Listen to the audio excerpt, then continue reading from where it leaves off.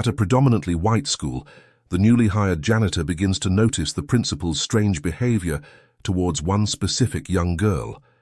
One day, during his quiet afternoon shift, he suddenly hears muffled cries coming from the girl's bathroom, followed by a terrified student running out and desperately seeking his help. But who emerges from the bathroom seconds later makes his skin crawl. What was the principal doing in the girl's bathroom? And what shocking chain of events would unfold in the next few moments? Before we dive in, comment where you're watching from today. And if you like this story, don't forget to subscribe. James Jim Carter stepped into Hillcrest Academy for his second day as a janitor, his heart filled with a mixture of hope and trepidation for the day. At 40 years old, he was starting over, determined to find respect in his new job after years of mistreatment at a hotel where he'd often been seen as less than others. The locker room was quiet as Jim changed into his uniform, the fabric still stiff and unfamiliar against his skin. He took a deep breath, steeling himself for the day ahead.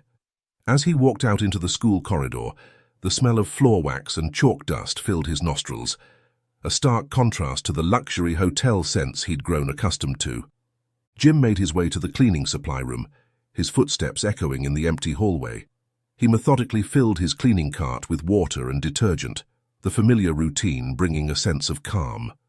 With a gentle push, he guided the cart out into the corridor, heading towards the playground areas. The playground was alive with the sounds of children playing before the morning classes began. Jim couldn't help but smile as he watched them, their carefree laughter a stark contrast to the often dour faces of hotel guests. As he began mopping the floor around the play area, he was surprised to find himself the center of attention. A group of younger students approached him, their eyes wide with curiosity. "What are you doing, mister?" a small boy with tousled hair asked, pointing at Jim's mop. "Can I try?" Jim's face broke into a warm smile. "Well, I'm keeping the floor clean for all of you," he explained, his voice taking on a playful tone. "You see, sometimes when you eat or drink, you might accidentally spill something on the floor.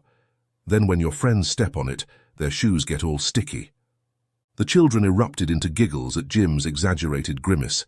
He demonstrated a comical walk, pretending his feet were stuck to the floor, which only made them laugh harder. Jim felt a warmth spread through his chest. It had been a long time since he'd felt this appreciated. As he continued mopping and chatting with the children, Jim's attention was drawn to a solitary figure.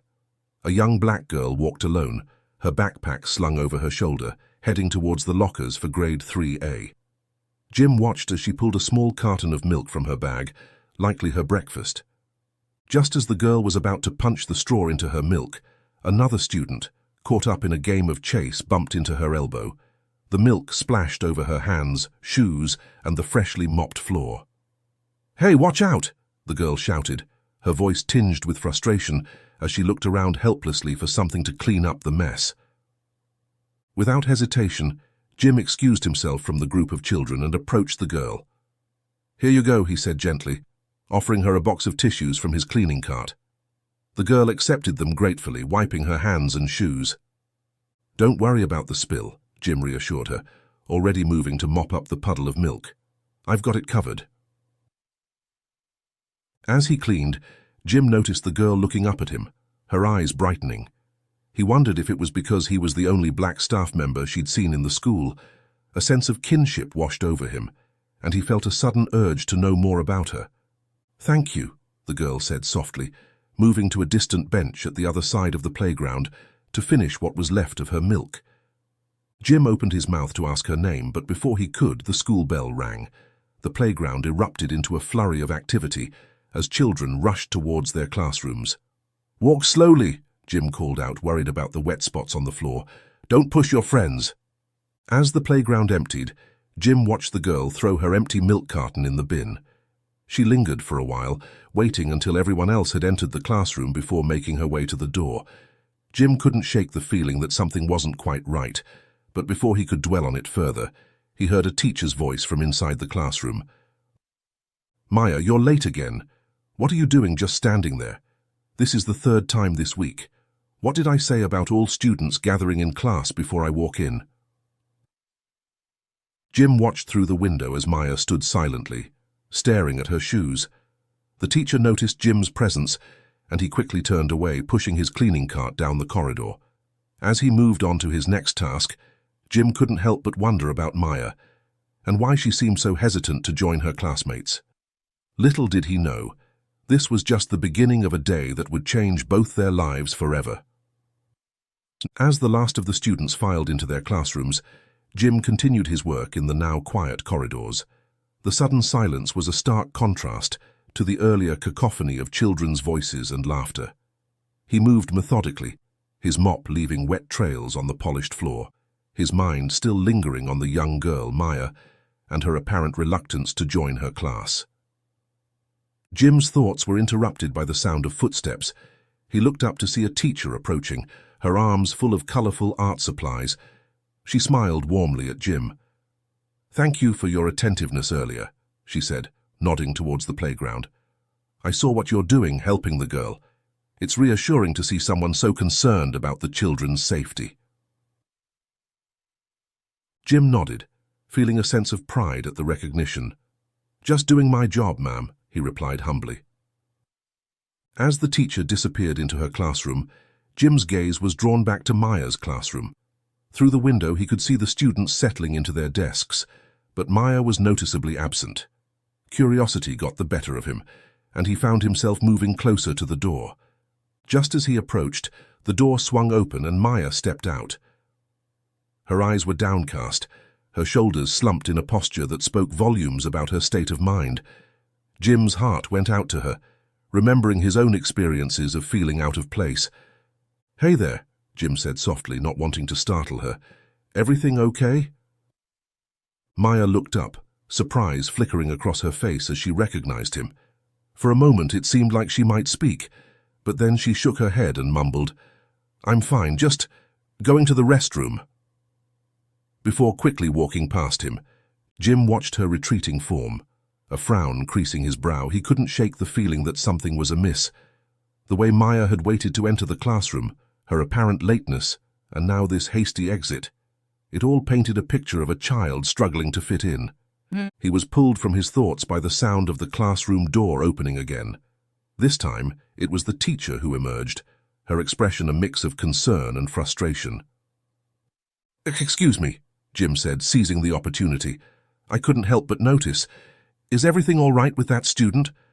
Maya, I think her name was—" The teacher, whose name tag read Freya LaLuna, sighed and ran a hand through her hair. "Maya, well, she's having a hard time adjusting," she said. "She's new here, and it looks like she's struggling to connect with her classmates, and this habit of being late, arguing with her friends over a table, and now running out from the class, I don't quite know what to make of it." Jim nodded, absorbing the information. "It must be tough being the new kid," he mused, "especially when you're—" He trailed off, not wanting to explicitly mention race, but the implication hung in the air between them. The teacher's expression softened. "Yes, I imagine it is," she agreed. "We're trying our best to make her feel welcome, but—" She shrugged helplessly. "Sometimes these things take time." As the teacher returned to her classroom, Jim resumed his work, his mind churning with thoughts of Maya. He couldn't help but draw parallels to his own experiences, the feeling of being an outsider, of not quite fitting in. He had hoped things would be different for kids nowadays, but it seemed some struggles remained universal. Jim's mop moved across the floor with renewed vigor, as if he could somehow scrub away the invisible barriers that seemed to separate Maya from her peers. He made a silent promise to himself to keep an eye out for the girl, to be a friendly face in what must feel like a sea of strangers. As he worked his way down the corridor, Jim's thoughts drifted to his own past, to the challenges he had faced and overcome. He hoped that Maya would find her place here at Hillcrest Academy, that she would discover her own strength and resilience, and if he could play even a small part in making her journey easier, well, that would make all the difference in the world. The school corridors fell into a hushed silence as Ms. Freya returned into her classroom. Jim found himself alone again, surrounded by the gleaming floors and rows of lockers.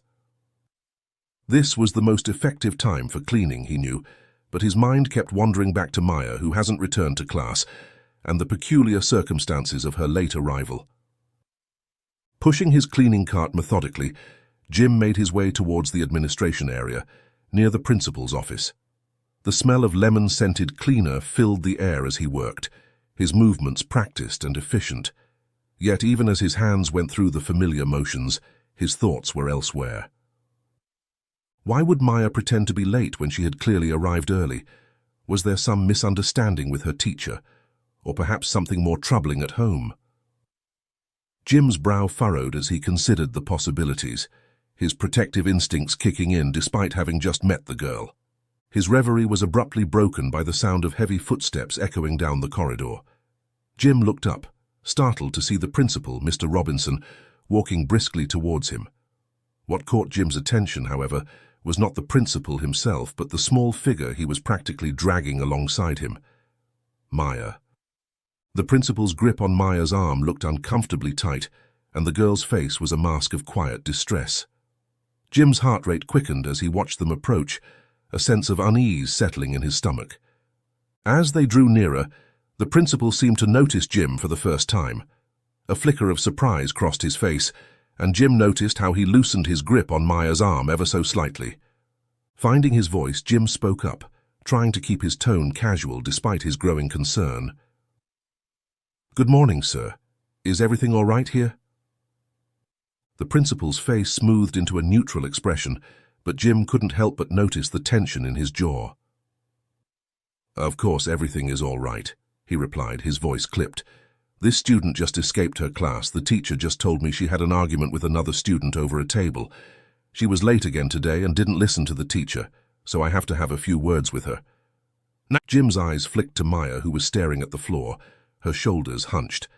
Something about the principal's tone and posture didn't sit right with him, but he knew he was in no position to question him directly. Before Jim could respond, the principal had already started moving again, pulling Maya towards his office. As they passed, Maya's eyes met Jim's for a brief moment. The sadness and fear he saw in that fleeting glance sent a chill through him.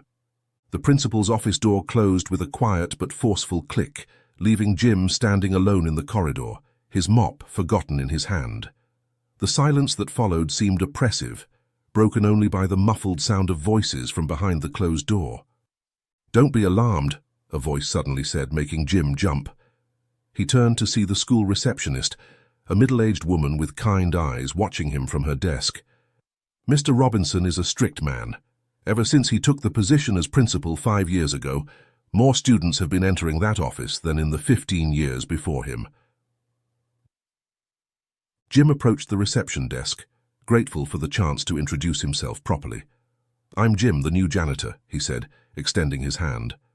The receptionist smiled warmly, shaking his hand. "Eileen," she replied, "I've been here at this school for 10 years now.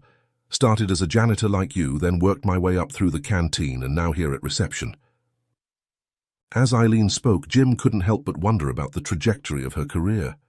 10 years of experience had only brought her as far as reception. He must have betrayed his thoughts somehow, because Eileen's smile turned wry.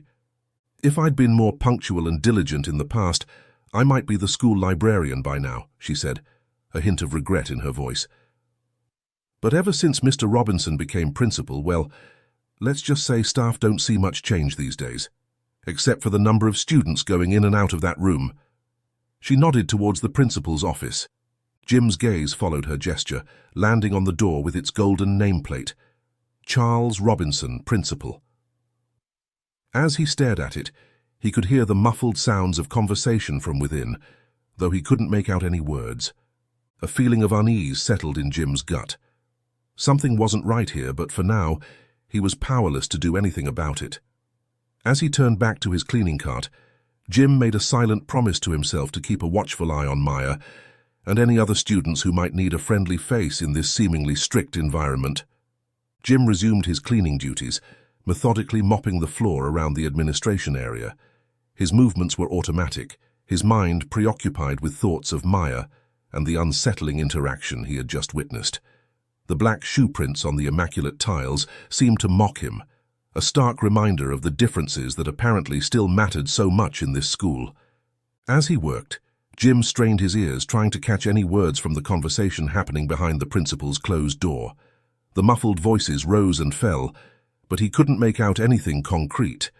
His unease grew with each passing moment. Eileen's voice broke through his concentration. "You might have already killed all the bacteria on that floor," she said, a hint of amusement in her tone. "You've been mopping this section for quite a while now. Don't forget there are still the upper levels that need cleaning before recess."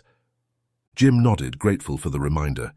He had indeed lost track of time, his mind too focused on the mystery unfolding before him. As he prepared to move on, Eileen stood up from her desk. "I'm going to the ladies' room," she announced. "Try not to worry too much about what goes on in there," she added, nodding towards the principal's office. "It's best to mind your own business in this place." As Eileen disappeared into the restroom, Jim found himself alone in the reception area. The corridor was empty, and the only sound was the gentle hum of the air conditioning. An idea formed in his mind, risky but tempting.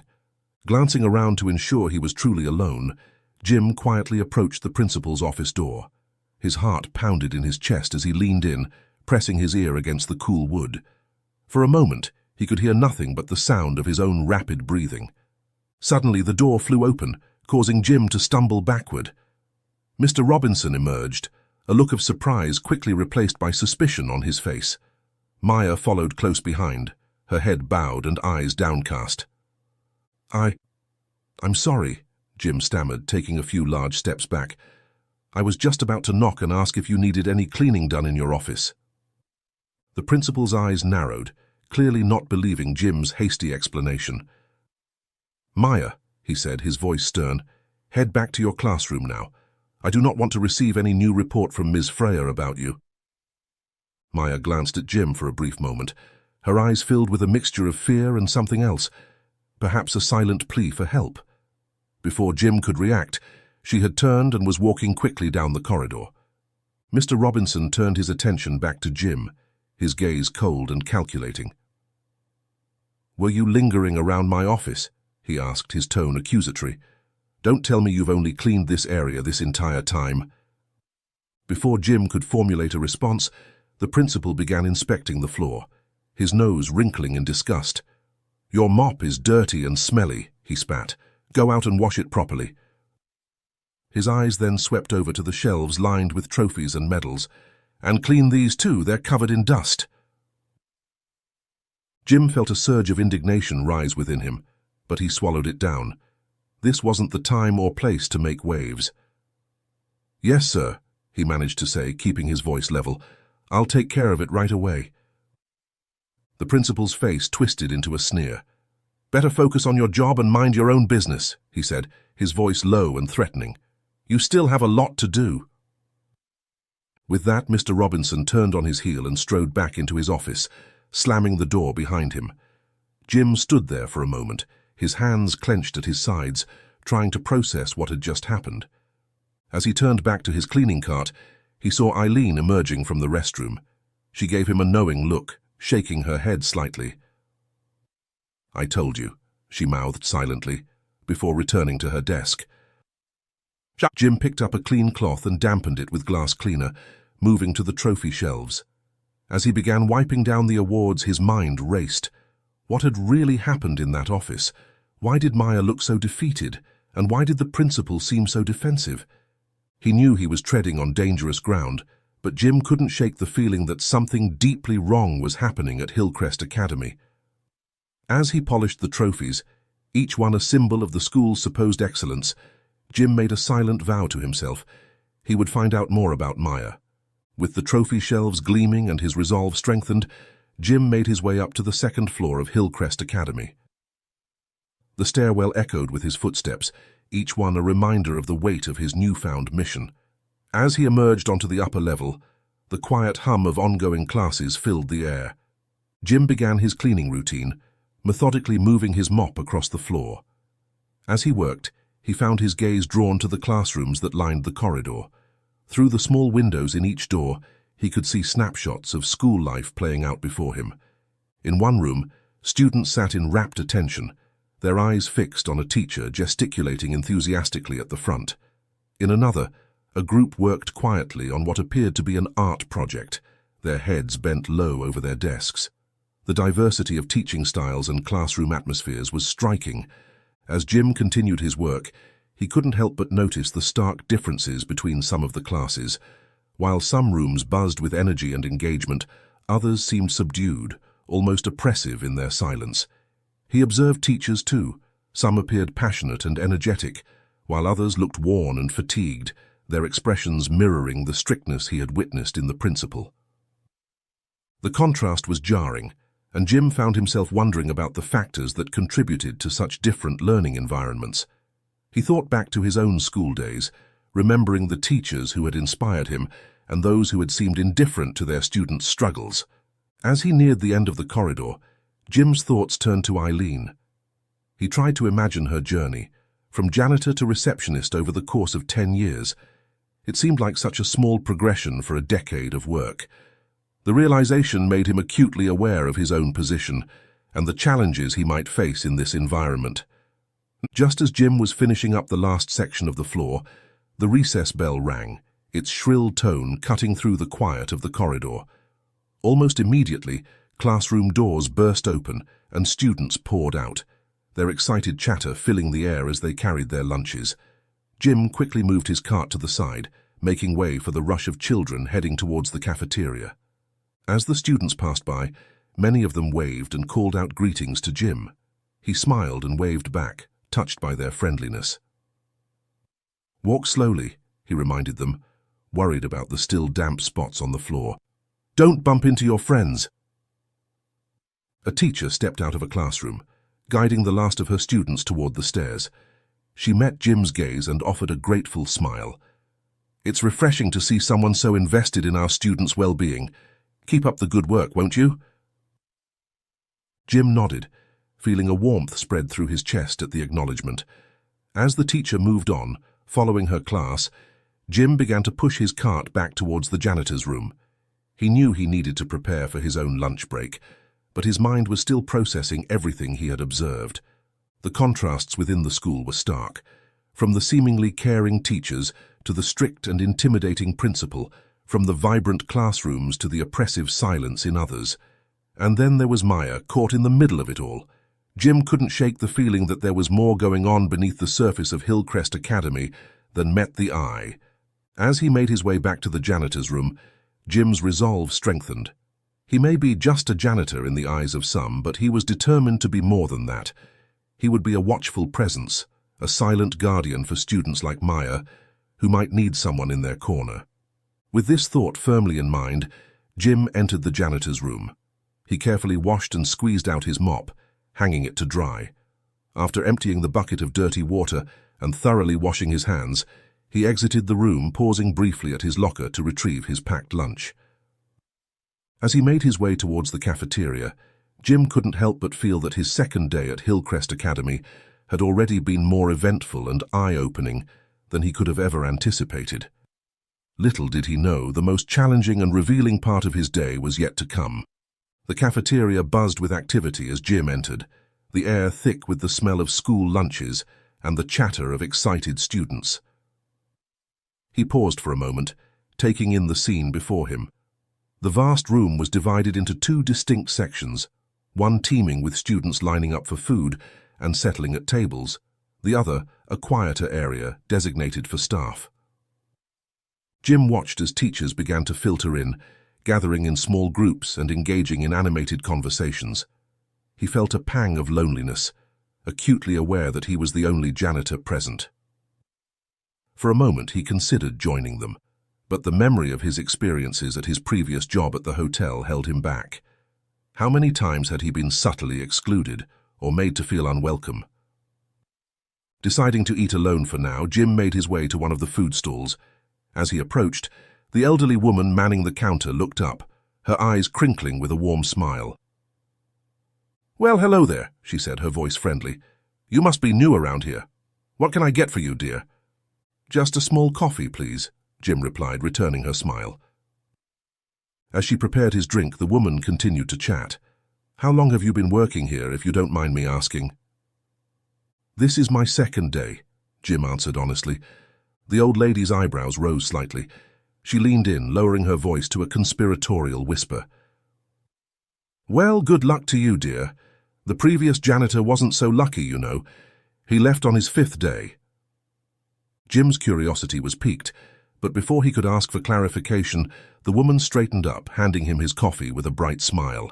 "Here you go, love. Don't you worry about what I said. You look like a good person. I'm sure you'll do just fine." Puzzled by her cryptic words, Jim thanked her and made his way to an empty table. As he settled in his seat, he couldn't help but mull over what the canteen lady had said. What had happened to the previous janitor that he only lasted 5 days, and why did she feel the need to wish him luck? Jim opened his lunchbox, revealing the peanut butter and jelly sandwich he had prepared that morning. As he took his first bite, his eyes wandered over to the staff tables. The sight of his colleagues laughing and chatting together stirred something within him, a mixture of longing and apprehension. He couldn't help but notice that he was the only black person in the room, a realization that brought back memories of his time at the hotel. The weight of being different, of constantly having to prove himself, settled heavily on his shoulders. His mind drifted back to a particularly painful incident at the hotel. He had been a hard worker, always going above and beyond in his duties, but despite his efforts, he was often overlooked or belittled by his co-workers and superiors. The color of his skin seemed to be an invisible barrier, preventing him from being truly accepted or respected. The tipping point had come when a manager falsely accused him of damaging hotel property. Jim had caught some of his co-workers deliberately sabotaging an expensive decorative jug, filling it with water in what he could only assume was a racist prank. When he tried to report what he had seen, the situation quickly turned against him. The manager, without even investigating, had immediately blamed Jim for the damage. When Jim attempted to defend himself and explain what had really happened, his words fell on deaf ears. The hotel dismissed him, framing the situation as a miscommunication to avoid any accusations of discrimination. The memory of that experience left a bitter taste in Jim's mouth, overshadowing the flavor of his sandwich. He had come to Hillcrest Academy determined to find a place where he would be respected, where his work ethic and character would be valued above the color of his skin. But now, sitting alone in this crowded cafeteria, he couldn't help but wonder if he had been naive to hope for something different. Jim pushed these thoughts aside, reminding himself of Eileen, the receptionist, and the kind teachers. They had been nice to him, offering a glimpse of potential friendship. Perhaps this place was different. Maybe, given time, he could get to know the other teachers and staff, build relationships based on mutual respect rather than prejudice. As he finished his meal, Jim's gaze wandered over the student tables. The sight of children laughing and eating together brought a small smile to his face. But then his eyes landed on a familiar figure, and the smile faded. Maya sat alone at a table mirroring Jim's own solitude. The parallel struck him deeply, stirring his protective instincts once again. In that moment, Jim made a decision. He may not be able to change everyone's perceptions or fix the systemic issues he faced, but he could make a difference for this one child who seemed as out of place as he felt. With renewed purpose, Jim packed up his lunchbox and coffee cup. He stood ready to bridge the gap between himself and Maya, two outsiders in a world that seemed determined to keep them apart. Jim approached Maya's table, his heart pounding with a mixture of determination and nervousness. As he drew closer, he could see the girl hunched over her lunch tray, pushing her food around listlessly with her fork. The sight tugged at his heartstrings, reminding him of countless lonely lunches in his own past. "Hi there," Jim said softly, not wanting to startle her. "Mind if I join you?" Maya looked up, surprise flickering across her face. She nodded silently, gesturing to the empty seat across from her. Jim settled into the chair, placing his coffee on the table. "I'm Jim," he said, smiling warmly. "I don't think we've been properly introduced. How are you doing?" Maya's eyes darted around nervously before settling back on Jim. "I'm Maya," she replied, her voice barely above a whisper. "And I know who you are. Some of the other kids were talking about you." Jim's eyebrows rose in surprise. "Oh? What were they saying?" A ghost of a smile touched Maya's lips. Well, some said nice things, that you were kind and funny, but others... She trailed off, shrugging. I see, Jim nodded, understanding all too well. You know, I've never been a fan of people who talk behind others' backs. Maya's eyes lit up slightly. Me neither, she agreed, her voice gaining a bit of strength. It's not fair. Encouraged by her response, Jim leaned in slightly. You're right, it's not fair at all. How long have you been at this school, Maya? The girl's shoulders slumped slightly. Just a few weeks, she admitted. It's different from my old school. I feel like an outsider here. Jim's heart ached at her words, recognizing the pain of not belonging. I understand how that feels, he said gently. Starting somewhere new can be tough, but you know what? It usually gets better with time. Maya looked at him skeptically. Really? Really, Jim affirmed. The key is to be yourself and follow the rules. Try not to get into arguments with others, even if they're not being nice.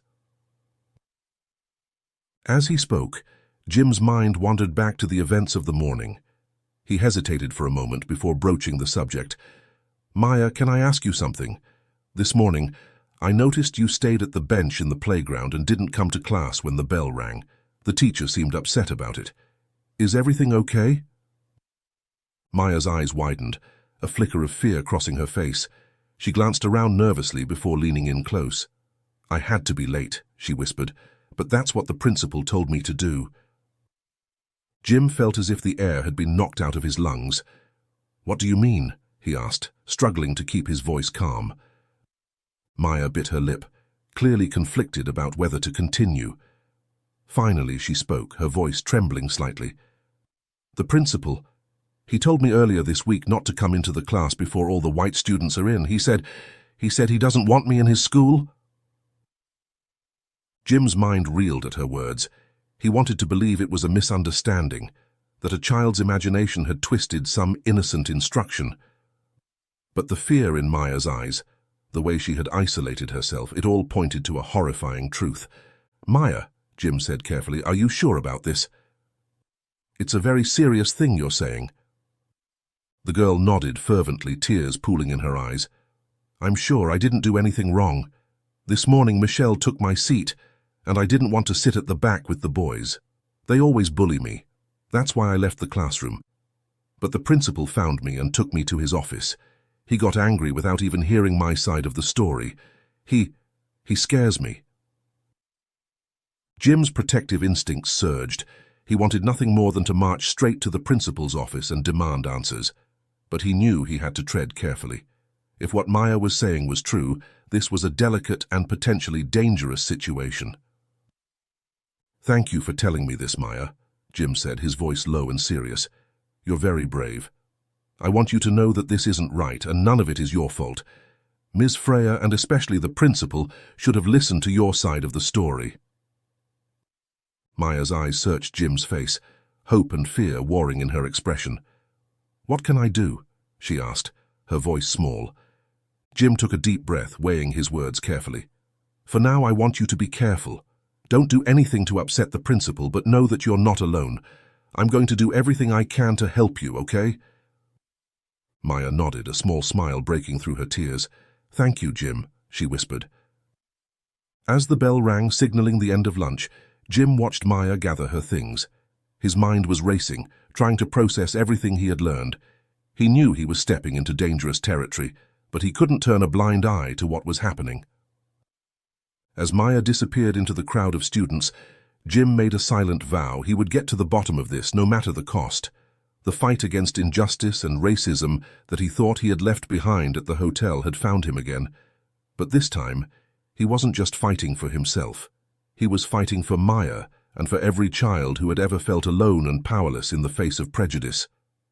He would not stand idly by while injustice thrived within the walls of Hillcrest Academy. As the cafeteria emptied, the buzz of conversation giving way to the sound of shuffling feet and closing doors, Jim found himself standing alone, his mind reeling from Maya's revelation. The weight of her trust, the burden of her secret, settled heavily on his shoulders. He knew that what he had learned could potentially upend not just his new job, but the entire structure of Hillcrest Academy. Jim made his way through the thinning crowd, his steps purposeful as he headed towards the janitor's room. He needed a moment to collect his thoughts, to formulate a plan. The corridors seemed to stretch endlessly before him, each step bringing him closer to a decision that could change everything. As he walked, Jim's mind raced through possible courses of action. He could confront the principal directly, but that might put Maya at risk. He could report it to the school board, but without concrete evidence, it would be his word against that of an established authority figure. The complexity of the situation was daunting, but Jim knew he couldn't simply stand by and do nothing. Reaching the janitor's room, Jim quickly gathered his cleaning supplies again. He had a job to do, after all, and maintaining his routine would give him the perfect cover to observe and gather more information. As he pushed his cart out into the now quiet hallways, Jim's eyes scanned his surroundings with newfound intensity, searching for any signs that might corroborate Maya's story. While all the kids were in their classes, Jim pulled his cart toward the canteen area. The large room, so bustling with life during lunch, now stood eerily quiet. Jim methodically wiped down the tables, the smell of cleaning solution filling the air. He tidied up the chairs, pushing them neatly under the tables, and collected the remaining garbage and waste, tossing it into the trash can on his cleaning cart. As he worked, the rhythmic sound of his movements was suddenly interrupted by the sound of hurried footsteps. Jim looked up to see Principal Robinson storming across the corridor toward the direction of his office.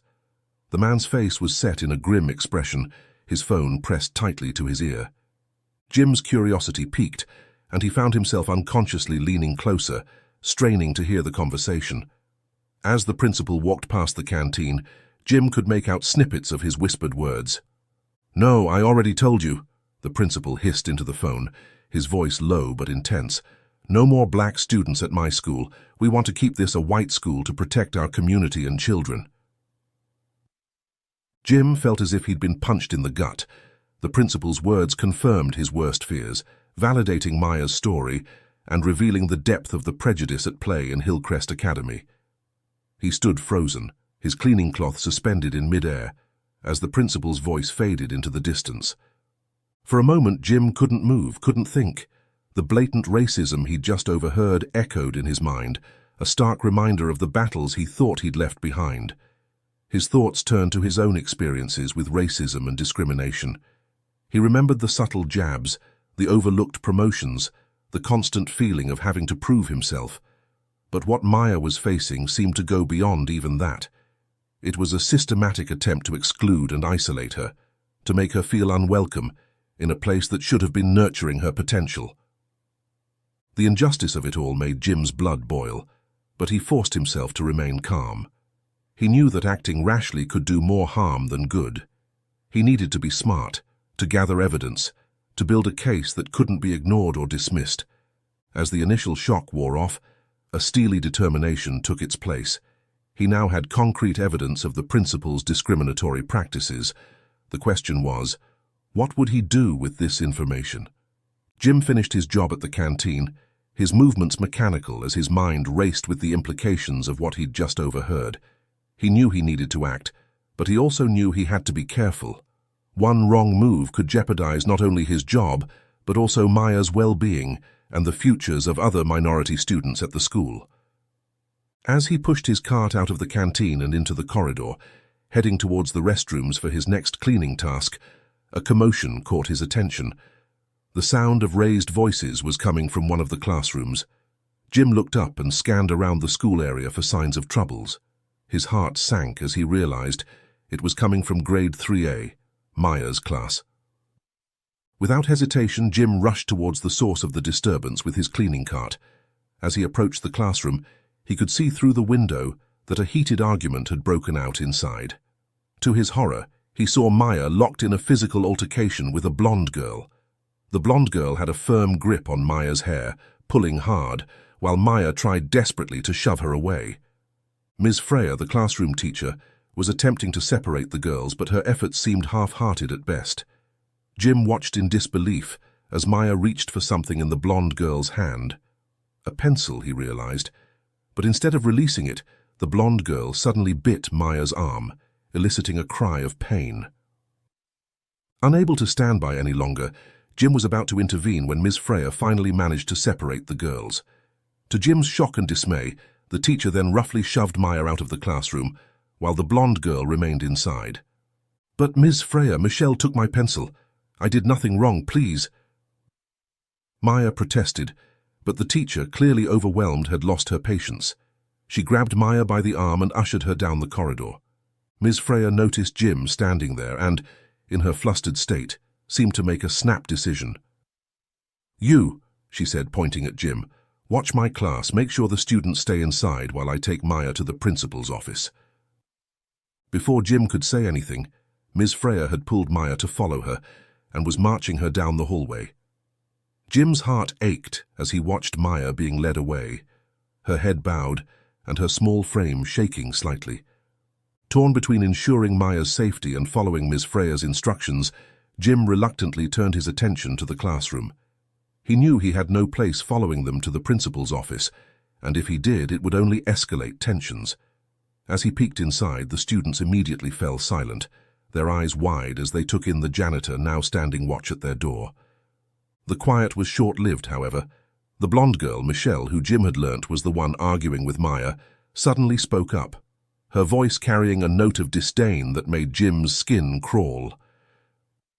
"You have the same color as her," the girl said, her eyes fixed on Jim. "What makes you look like that? My mom says you people rarely bathe, that's why you look like that." The class erupted into laughter. Jim felt a surge of anger and hurt at the girl's words, but he forced himself to remain calm. He knew that reacting with anger would only reinforce the negative stereotypes this child had clearly been taught. Instead, he took a deep breath and stepped fully into the classroom. "Young lady," Jim began, his voice steady and kind despite the turmoil he felt inside, "I can assure you that what your parents told you is incorrect. People come in different colors not because of bathing habits, but because that's how our bodies naturally are from birth. We're all equal and the same, regardless of our skin color." The blonde girl's face scrunched up in confusion. "Are you saying my parents are wrong? Do you think you're smarter than them?" Jim paused, carefully considering his next words. "I'm sure your parents love you very much and want the best for you," he said gently. "But sometimes even adults can be mistaken about things. Let me show you something." Jim stepped outside to his cleaning cart, squeezed a drop of dish soap onto his palm and grabbed a sponge. When he returned to the classroom, he mimed scrubbing his hands vigorously before holding them up for the students to see. "No matter how much soap I use, my skin color doesn't change," he said. "It's the same for everyone here. Imagine if you could wash your hands and suddenly turn blue, pink, or purple. That'd be pretty silly, right?" The children giggled at the idea, nodding in agreement. Even the blonde girl seemed to be considering his words, though she still refused to meet his eyes. Before Jim could continue his impromptu lesson, Ms. Freya returned to the classroom. Her eyes widened in surprise and anger when she saw Jim standing at the front of the room. "What are you doing?" she demanded. "I asked you to watch the class, not teach it." Jim took a step back, raising his soapy hands in a gesture of apology. "I'm sorry, Ms. Freya, I was just answering a question from one of the students." Ms. Freya eyed him, her gaze shifting to the foamy bubbles forming on his palm. A flicker of uncertainty crossed her face as she wondered what exactly the janitor had just taught her class. As he made his way to the door, Jim paused, turning back to the teacher. "Ms. Freya, I think your class might benefit from a proper science lesson about skin color. This young lady here," he gestured to the blonde girl, "believed that people can change their skin color by showering and using lots of soap." Ms. Freya's face registered shock, then confusion. Before she could respond, Jim had slipped out of the classroom and back into the corridor. He wiped the soap off his hands with a clean cloth, briefly considering the need to rinse off the residue soon after. As he walked away, pushing his cleaning cart, he heard a boy's voice pipe up from inside the room. "Mr. Jim could be a great teacher." A chorus of agreement rose from the other students, followed by Ms. Freya's stern voice calling for quiet. As the sounds of the classroom faded behind him, Jim couldn't help but smile slightly. Maybe, just maybe, he had planted a seed of understanding in those young minds. But his smile faded as his thoughts returned to Maya and the injustice she was facing. A renewed sense of determination settled over him. Instead of just washing his hands and moving on, Jim realized he couldn't turn a blind eye to what was unfolding. After a quick stop at the nearby sink by the playground to rinse off the soap, he headed toward the principal's office, this time ready to defend Maya and fight the discrimination festering at the heart of Hillcrest Academy. Jim's heart raced as he approached the administration area, where the principal's office was located. His mind was a whirlwind of emotions: concern for Maya, anger at the injustice she faced, and a growing determination to put an end to the discrimination plaguing Hillcrest Academy. As he rounded the corner, Jim caught sight of Principal Robinson walking with Maya out of his office. They were on the other side of the playground, which sat at the center of the school surrounded by classrooms. Not wanting to draw attention to himself, Jim slowed his pace and pretended to mop the area, all the while keeping a watchful eye on the pair. As he drew closer, careful to remain unnoticed, Jim overheard snippets of their conversation. The principal's voice was low and menacing as he spoke to Maya. "I warned you before not to cause more troubles," Mr. Robinson was saying. "Now there will be consequences." Jim's grip on his mop tightened as he watched the principal lead Maya towards the ladies' restroom. Alarm bells rang in his head. Why would the principal be taking a young girl into the bathroom? Something was very wrong.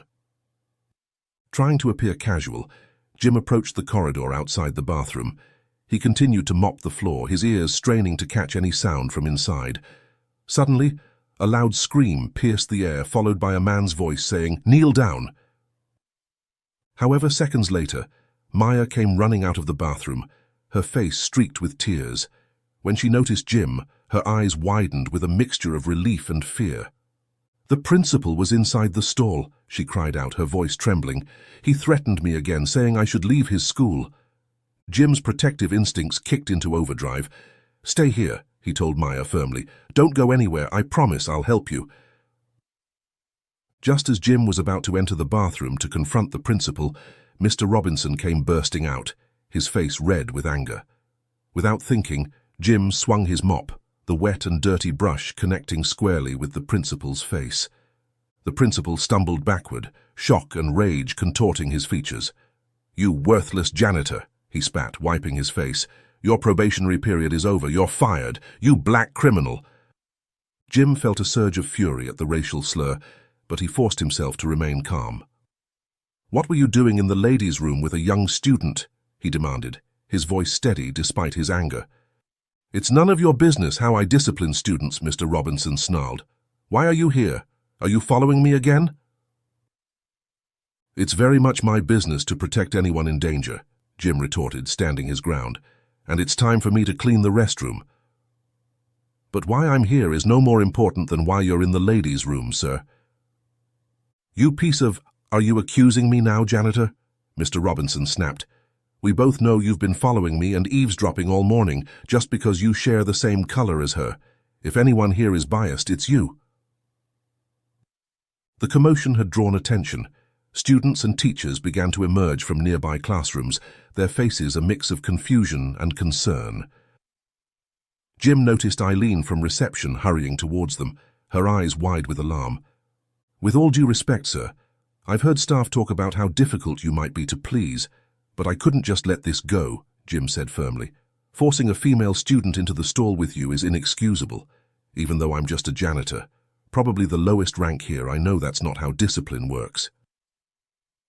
Mr. Robinson raised his hand and struck Jim on cheek before he could even react. The sting of the blow left a red, angry mark on his cheek. As Mr. Robinson raised his hand to strike again, Jim had no choice but to shove him back with the mop, this time forcing the principal to the ground and holding him there still. Dirty water soaked into his pristine shirt. One of the classroom teachers that witnessed the incident was already on her phone, dialing 911. Jim overheard Eileen making a call informing Maya's parents of the situation. The principal tried to rise, intent on stopping the calls, but Jim held him in place with the mop still pressed against his chest. As the sound of approaching sirens filled the air, Jim felt a mix of relief and apprehension. He knew the road ahead would be difficult, but he was ready to face whatever came next. for Maya, for himself, and for every student who had ever faced discrimination within these walls. He would stand firm and fight for justice. The police arrived swiftly, their presence bringing a hush over the gathered crowd. As the officers made their way to the school foyer, Jim reluctantly removed his mop from Mr. Robinson's face. The principal scrambled to his feet, his face a mask of indignation and barely contained rage. The school foyer was now filled with a tense crowd. Mr. Robinson, Eileen the receptionist, Jim, Maya, Ms. Freya, and the teacher who had made the 911 call. Other students and staff members hovered at the edges, their curious faces peering in from the corridors. Mr. Robinson was the first to speak when they reached the group of officers, straightening his damp shirt. His voice dripped with venom as he pointed an accusing finger at Jim. "This janitor attacked me," he shouted. "He hit me with his mop and pinned me to the ground. I want him arrested immediately." The officers, maintaining a professional demeanor, asked the crowd to calm down. They turned to Maya first, recognizing her as the youngest and potentially most vulnerable person present. "Can you tell us what happened, young lady?" one of the officers asked gently. But before Maya could answer, the school administration arrived, led by a board representative. The atmosphere in the foyer shifted as they entered, their presence adding another layer of tension to the already charged situation. The board representative stepped forward, his face a mask of concern. "Officers," he began, his voice smooth and practiced, "I'm sure this is all just a misunderstanding. Mr. Robinson has been a dedicated servant of this school for many years. His approach to discipline may be unconventional at times, but I assure you, he has the students' best interests at heart." Jim watched in disbelief as the representative continued, subtly shifting blame onto Maya. "This particular student has had some attitude problems," he said, gesturing towards Maya. "I'm sure Mr. Robinson was simply trying to maintain order." Mr. Robinson nodded in agreement. "That's right. We have a punishment system and levels here at our school, and this student, Maya Carter, has repeatedly caused disruptions in class that hinder the progress of education." The representative then turned his attention to Jim, his eyes narrowing. "As for our new janitor here, well, I fear he may have misunderstood the situation. We wouldn't want his overreaction to jeopardize his employment here. But with the physical altercation with our principal, this is unacceptable." Jim felt his anger rising at the thinly veiled threats and attempts to downplay the situation. He stepped forward, his voice firm. "I don't think this is just a misunderstanding," he said, looking directly at the officers. "I think we should all hear from Maya." The crowd began to murmur, growing louder. Jim knew that many of them had only witnessed the final moment of the situation and missed the full context of what had happened in the restroom. The officers nodded in agreement, turning their attention back to the young girl. Maya, her eyes wide with fear but also determination, began to speak. "Michelle, a girl in my class, took my pencil and bit my arm," she said, her voice trembling slightly. But Ms. Freya sided with her. "Instead of taking me to the nurse, she brought me to the principal's office and told him I was the one who bit Michelle and stole her pencil." Maya's words came faster now, as if she feared being interrupted. "Mr. Robinson called me a criminal child and took me to the restroom. He tried to make me drink from the toilet while he flushed it. But I managed to run away and found Jim outside. He stopped the principal from catching me." The officers listened intently, their faces grave. Mr. Robinson sputtered in protest, his face turning an alarming shade of red. "That's a lie," he shouted. "You can't believe the word of a child over mine, especially not this one." A student from the back stood up and spoke out. "Maya didn't lie. We all saw Michelle take her pencil first, and when Maya tried to get it back, Michelle pulled her hair and bit her arm. Ms. Freya took her to the principal, and Jim, the janitor, was kind enough to teach us a short lesson in class. Jim is always a nice person. I like him." Jim was taken aback by the intervention. He recognized the boy's voice. It was the same one who had cheered for him after his impromptu lesson. Murmurs spread through the crowd as other students chimed in, agreeing with the boy's words. Jim stepped in, his voice calm but firm. "I can corroborate parts of Maya's story," he said. I've witnessed Mr. Robinson's discriminatory behavior firsthand.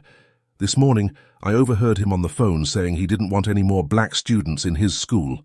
The officers exchanged glances, clearly realizing the gravity of the situation. Is there any evidence to support these claims? One of them asked. Maya's eyes lit up. My bag, she said suddenly. In my bag. Eileen quickly volunteered to retrieve Maya's bag from her locker, and another officer accompanied her as she led him down the corridor toward Grade 3A. As they waited, a tense silence settled over the group. Mr. Robinson continued to protest his innocence, while the board representative tried to smooth things over. However, the officers remained focused on Maya, their attention unwavering. When Eileen returned with the bag, Maya quickly pulled out a notebook. She flipped to the last pages and handed it to the nearest officer. The principal made me write this, she explained. The officer's eyebrows rose as he read the page. Written over and over, filling 3 full pages, was the sentence, I will be late to school. I will not enter before the others. The evidence was damning. Mr. Robinson's face drained of color as he realized the weight of the situation. A look of familiarity and regret crossed his face, likely as he remembered the day he had forced the girl to complete that homework. The officers exchanged meaningful glances, clearly coming to a decision. Just then the doors burst open, and Maya's parents rushed in. Her mother immediately embraced Maya, while her father's eyes blazed with anger as he took in the scene. As the officers began to update the parents on the situation, showing them the notebook, Jim felt a wave of relief and determination wash over him. The truth was finally coming to light, and he knew this was only the beginning of a long fight for justice at Hillcrest Academy. The foyer of Hillcrest Academy had become a crucible of emotions. Anger, fear, relief, and determination swirled in the air as Maya's parents absorbed the shocking revelations. Maya's mother held her daughter close, her eyes brimming with tears of both sorrow and rage. Her father, barely containing his fury, took a menacing step towards Principal Robinson. You, he growled, his fists clenched at his sides. How dare you treat my daughter like this? The police officers quickly intervened, placing themselves between the enraged father and the now cowering principal. Sir, please calm down, one officer said, his voice firm but understanding. We promise you justice will be served here. We need to collect all the evidence and statements to ensure that happens. Maya's mother, still holding her daughter protectively, looked at Jim with gratitude in her eyes. Thank you, she said, her voice thick with emotion. Thank you for protecting our little girl. Maya turned to her mother, her small face a mixture of relief and lingering fear. See, Mom, I told you this school doesn't want me. Oh, sweetheart, you should have told us about this, her mother said, gesturing to the notebook. We would have believed you. But you didn't at first, and I was scared, Maya replied quietly, looking down at her shoes. But it's okay now, Mom. I'm relieved to meet Jim here. The words hung heavy in the air, a stark reminder of the pain and isolation Maya had been enduring. Jim and everyone else present learned that Maya had already confided in her mother about her discomfort at school and the rude principal, but her concerns had been dismissed as mere adjustment difficulties to a new environment. Maya's parents exchanged a look of guilt and regret. We're so sorry, sweetheart, her father said, kneeling down to her level. We should have listened to you. We thought this fancy school would give you better opportunities. We never imagined... The mother's face hardened as she turned to face the school officials. We chose this school because we believed it would provide our daughter with a quality education and a chance at a better future. Instead, we find out it's run by a racist principal who's still living in the dark ages. Mr. Robinson, who had been uncharacteristically quiet, suddenly scoffed. The sound drew everyone's attention, and the tension in the room ratcheted up another notch. Eileen, who had been standing quietly to the side, stepped forward. Her voice trembled slightly, but her words were clear and determined. It's true, she said. No teacher ever dared to speak up against the principal, knowing they would get fired. And some, She paused, swallowing hard. Some even agreed with his opinions about black people. An elderly lady, whom Jim recognized as the cafeteria worker, spoke up. I believe all the staff here remember our last janitor, Mr. Ronald, yes? He was very kind, an angel, I believe. I remember how he always sided with Maya, keeping her company and protecting her from mean classmates. They were a pair, but he only lasted 5 days here before he got fired. I never knew why. Maya nodded at the mention of Mr. Ronald. I miss him. The police officer made a note of that, saying they would need to take a closer look at the case as well. We'll know more after we search the school office, he added. Next time we'll come with the official warrant. The admission sent a ripple of shock through the gathered crowd. The school board representative, sensing the situation spiraling out of control, attempted to regain some semblance of order. Now, he said, his voice oily with false concern. I'm sure this is all just a big misunderstanding. We'll need to conduct a thorough investigation, of course. And Mr. Carter, he turned to Jim, we'd be more than willing to overlook this incident and offer you another chance at employment here. Jim felt a surge of disgust at the transparent attempt to buy his silence. He squared his shoulders and looked the representative directly in the eye. I don't want another chance at a job that requires me to turn a blind eye to racism and abuse, he said firmly. I quit, but don't think for a second that this ends here. I'll be supporting Maya's parents in pressing charges against this school. What's happened here can't be forgotten or swept under the rug. The police officers nodded approvingly at Jim's words. One of them turned to Mr. Robinson, who had gone pale. Sir, we're going to need you to come with us. We have some more questions for you down at the station. Then the officer turned to Jim, the school board representative, and the others. We'll be taking your formal statements at the office as well. We'll wait for your presence. As the officers led the principal away, Eileen hurried to inform the teachers and students that school would be dismissed early. Parents were to be called for immediate pickup, and the school buses would be arriving soon. In the midst of the commotion, Maya tugged on Jim's sleeve. When he looked down, he saw gratitude shining in her eyes. Thank you, she said simply, but the words carried the weight of all she'd been through. Jim knelt down to her level, smiling warmly. You're welcome, Maya. You were very brave today. Never forget that. Maya's parents approached Jim, both extending their hands. We can't thank you enough, Maya's father said, his voice thick with emotion. What you did for our daughter, we'll never forget it. Would you like to come home with us for a cup of coffee? Maya's mother asked. We'd love to hear more about what's been going on here, and to thank you properly. Jim nodded, a warmth spreading through his chest. He excused himself first to finish his duty. Maya's parents agreed to wait. Jim made his way back down the corridor to retrieve his cleaning cart, which he had left behind outside the restroom. After returning and storing it in the janitor's room, he changed out of his uniform in the locker area, slipping into his regular clothes before returning to the foyer. When Jim stepped back into the foyer, now dressed in his own clothes, the students and staff erupted into cheers. The children eagerly approached, telling him how much they would miss him, while the staff, though regretful, congratulated him for his courage. Jim spent some time taking pictures with the students, cherishing the memories of his brief time at the school. As he did, his thoughts turned to Ronald, the previous janitor. He wondered what had happened to him, why he had been fired after just 5 days, but he trusted that Maya would eventually reveal the truth. For now, Jim had set a new record, working only 2 days at the school, yet leaving a lasting impact on the lives he'd touched. As he and Maya's parents walked toward the parking lot, Jim realized something profound. Despite losing his job, he had gained something far more valuable, the knowledge that he had made a real difference in someone's life. As they reached the car, Jim took one last look back at Hillcrest Academy. The building stood silent now, its pristine facade hiding the ugliness that had festered within. But change was coming, he knew. The events of today were just the beginning. With a sense of purpose and hope, Jim turned away from the school and towards Maya and her family.